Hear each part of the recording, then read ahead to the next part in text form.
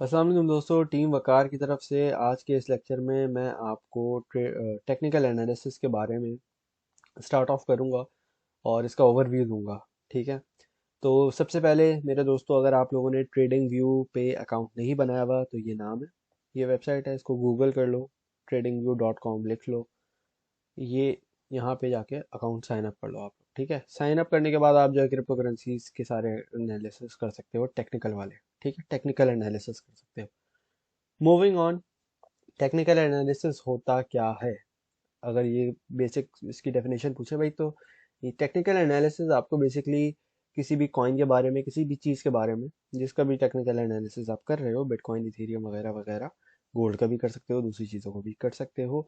तो जो भी आप चीज़ कर रहे हो वो आपको क्या बताता है, किसी भी एसेट की, क्रिप्टो की, उसकी हिस्ट्री, हिस्ट्री हो गया उसका पास्ट, और प्रेडिक्शन। इन दोनों चीज़ों के बारे में वो आपको पैटर्न और साइकोलॉजिकल कंडीशन बताता है। ठीक है। मार्केट में आपको ये समझना होता है, क्योंकि देखें ये कोई जॉब नहीं है, इसको समझाने के लिए बता रहा हूँ कि कोई जॉब नहीं है।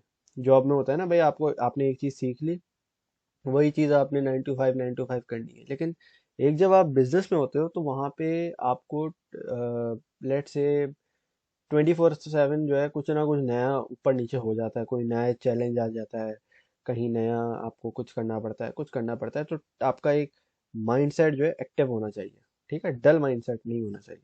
तो इसमें आप जब भी देखें तो आपको एक अलर्ट, चौकन्ना रह के, लेट से मार्केट को देखना चाहिए। ठीक है।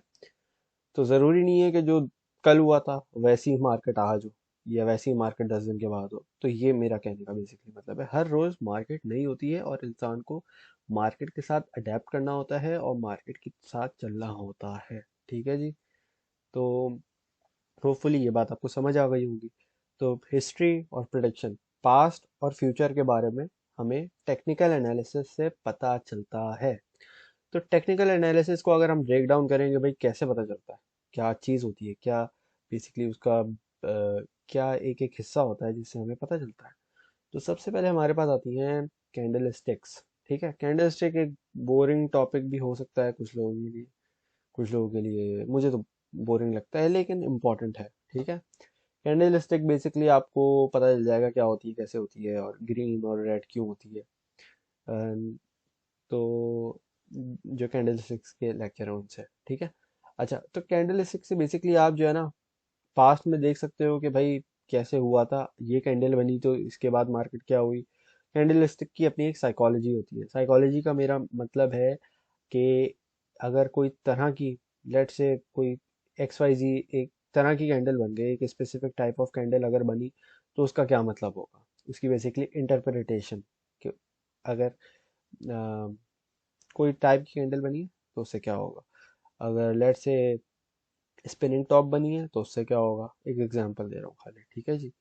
तरह तरह की डिफरेंट डिफरेंट कैंडल्स हैं। इसके बाद हमारे पास आती है सपोर्ट एंड रेजिस्टेंस। ठीक है, इसका बहुत इंपॉर्टेंट रोल होता है हर टेक्निकल एनालिसिस में और ऑलमोस्ट हर टाइम फ्रेम में। ठीक है जी। ये जो एक लेट से आपको सपोर्ट एंड रेजिस्टेंस है ना, ये आपको बेसिकली मार्केट का एक जोन देता है जिसके अंदर आपकी क्रिप्टो घूम रही होती है। सपोर्ट को टच करती है, वहां बैठती है, फिर वहां से जो है कंसोलिडेशन होती है। अच्छा, कुछ लोगों को कंसोलिडेशन का मतलब पूछ रहे थे, तो मैं बता दूंगा। Consolidation, hopefully I am writing,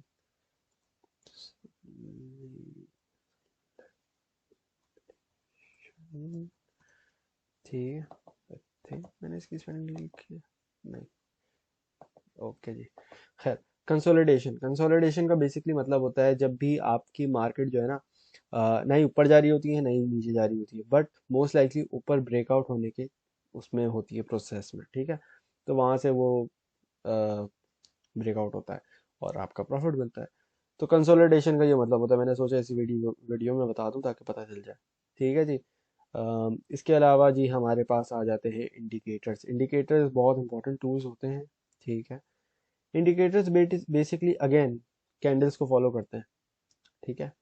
अगर आपने कभी भी RSI वगैरह, मूविंग एवरेज, इस तरह कुछ यूज़ किया है तो उसमें आपके पास सेटिंग में आएगा कि भाई उसकी जो लेंथ है वो क्या होनी चाहिए। लेंथ का बेसिकली मतलब होता है कि जो पिछली कैंडल्स बनी हुई है ना, कैंडल की बॉडी जो बनी हुई है, वो कितनी इंक्लूड करनी है उस इंडिकेटर के अंदर, ठीक है। तो अगेन, इंडिकेटर्स टूल होते हैं जो कि बिल्ड अपॉन होते हैं कैंडल स्टिक पे, ठीक है। कैंडल स्टिक के पैटर्न्स पे नहीं, सिर्फ कैंडल स्टिक पे। और जी इसके अलावा टाइम फ्रेम्स, ठीक है। टाइम फ्रेम्स बहुत इंपॉर्टेंट चीज़ है। अगेन, आपको जब भी अगर आप स्विंग ट्रेड्स ले रहे हो, आपकी लेट से एक हफ्ता ट्रेड खुली हुई है, 10 दिन खुली हुई है, जो भी, कुछ लोग ऐसा करते हैं कि भाई वीकली के वीकली नहीं, डेली या 3 डे की चार्ट्स देखते हैं, ट्रेड्स खोल के रखते हैं। उनके 2-2 महीने ट्रेड्स खुली रहती है और वो यहाँ से शुरू होते हैं, नीचे से वो ऊपर तक जाता है और उनकी वो प्रॉफिट चल रहा होता है। उनको छोटी मोटी फ्लक्चुएशन से फर्क नहीं पड़ता। अब अगेन डिपेंड करता है, हर बंदे का पोर्टफोलियो अलग है, हर बंदे की सर्कमस्टांसेस अलग हैं, हर बंदा अपनी तरीके से जो है वो मैनेज करता है सारी चीज़ें, ठीक है जी। तो टाइम फ्रेम्स, मेरा कहने का मकसद है कि टाइम फ्रेम्स बहुत इंपॉर्टेंट चीज़ है। जो चीज़ 15 मिनट के टाइम फ्रेम में आपको नज़र आए, वो जाहिर सी बात है नहीं नज़र आएगी आपको 1 डे के टाइम फ्रेम में, क्योंकि कहाँ 15 मिनट, कहाँ 24 घंटे। और इसी तरीके से 24 घंटे के बाद आता है वीकली, वीकली के बाद आता है मंथली। मंथली भी बहुत इंपॉर्टेंट। मंथली वाली जो कैंडल्स होती हैं, अगेन हम कैंडल स्टिक्स की बात कर रहे हैं, तो टाइम फ्रेम जो है वो भी आपके काफ़ी मैटर करते हैं, ठीक है जी। और टाइम फ्रेम्स का बेसिकली मतलब होता है, जब अगर लिखा हुआ हो ना 5 मिनट, तो वो 5 मिनट की एक कैंडल दिखा रहा होता है आपको। 1 घंटा अगर लिखा हुआ है टाइम फ्रेम पे, तो वो 1 घंटे की एक कैंडल बनी हुई होगी कि भाई 1 घंटे में इस कैंडल की किस तरह की मूवमेंट हुई। और फिर जो उसका पैटर्न बनेगा, फिर उससे क्या प्रिडिक्ट कर सकते हो आप अगले घंटे में, ठीक है। इसी तरीके से ऑब्वियसली पिछली अगर 10 कैंडल अगर आप देख रहे हो, और 10 कैंडल आपको बुलिश नज़र आ रही है या बेरिश नज़र आ रही है, जो भी, तो उससे आप आगे का भी प्रेडिक्ट कर सकोगे भाई आगे क्या हो रहा है, नीचे जा रही है ऊपर जा रही है मार्केट, क्योंकि आपके पास टूल है, ठीक है जी।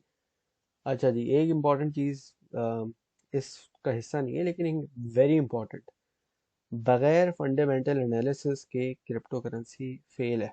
आप अगर क्रिप्टो में एक्सपर्ट बनना चाहते हो, ट्रेडिंग आते हो, तो ये याद रखो कि क्रिप्टो करेंसी में technical analysis only works 50% of the time, ठीक है।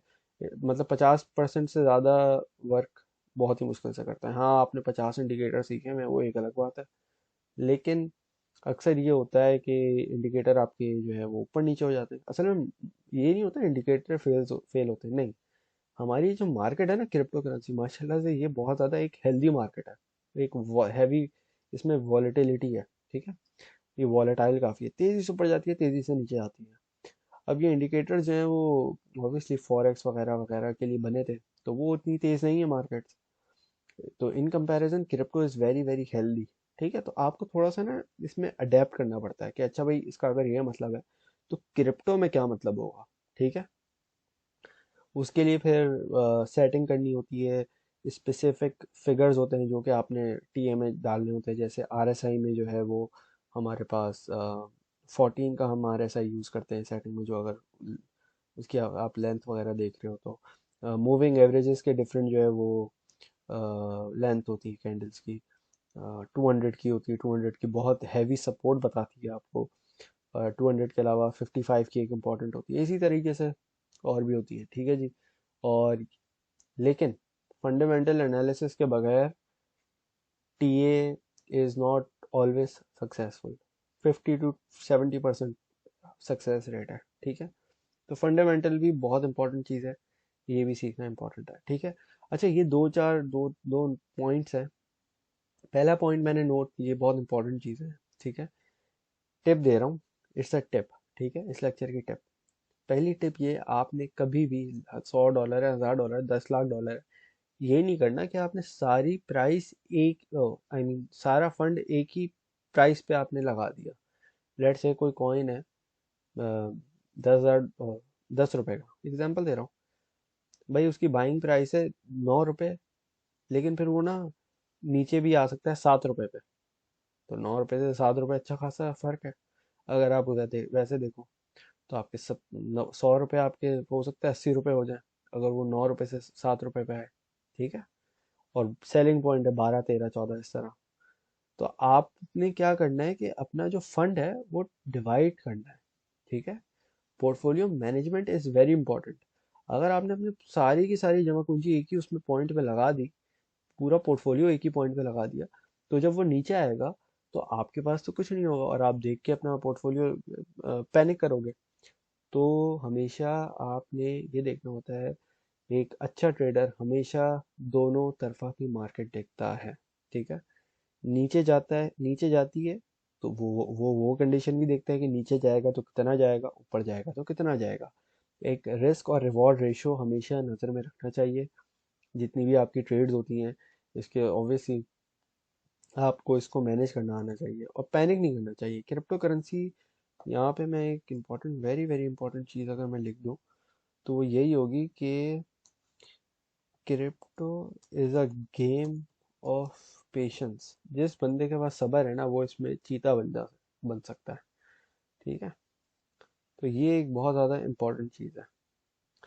इसके अलावा हमारे पास एक और जो बहुत इम्पोर्टेंट रूल है, TA wise, technical analysis wise, वो ये है कि never only use a single indicator for any trade. भाई आपको 110% भी श्योर है ना एक इंडिकेटर का, आपने at least at least at least use 3 indicators. मैं ये नहीं बोल रहा कि अभी यहाँ पे 3 इंडिकेटर देखो और आप एंट्री ले लो, नहीं। इसके अलावा आपको एक्सपीरियंस भी चाहिए होता है और इसमें प्रैक्टिस भी चाहिए होती है। कॉपी पेन पेपर से, pen use pen and paper, use pen and paper to practice, ठीक है। Let's say take 10 trades for practice. मतलब आपने कोई भी एक प्रेडिक्शन की, पेन पे लिख दिया बाय एंड सेल, ठीक है। बाय एंड सेलिंग का पॉइंट लिख दिया। भाई आपने लिखा मैंने 10 रुपए में खरीदा, एग्जांपल दे रहा हूँ खाली समझाने के लिए, 10 रुपए में खरीदा, 12 रुपए पे बेचा। कोई दूसरा कॉइन आया, आपने 50 रुपए पे खरीदा, 55 पे बेचा, फलाना फलाना इस तरह करके किया। एट द एंड अगर आपका सक्सेस रेट ज़्यादा है, if your success rate is over 70%, 70%, मतलब अगर आपने 10 ट्रेड लिए उसमें से 7 ठीक है, ठीक है, 7 ठीक है, तो उसमें से फिर आप क्या कर सकते हो, छोटे से फंड है थोड़ा सा, 5% अपने पोर्टफोलियो का। लेट्स से अब अगर आपके पास $100 है, $100 में $5 वो बाइनेंस एक्सेप्ट नहीं करता। अगर आप बाइनेंस पे ट्रेडिंग कर रहे हो वो $10 बोलता है, ठीक है। तो $10 अगर आपके पास हैं तो आप $10 $11 कर लो, $11 की एक ट्रेड ले लो। लेकिन क्या, उसको कंफर्मेशन आपने कम से कम 3 इंडिकेटर्स यूज करने हैं, ठीक है। ये चीज़ बहुत इंपॉर्टेंट है। और उसके अलावा आपने फंडामेंटल एनालिसिस भी देखना है कि भाई मार्केट क्या है, हिसाब किताब क्या चल रहा है, कॉइन की न्यूज़ आ रही है, कॉइन का क्या है, वो भी आगे लेक्चर्स में बताया जाएगा।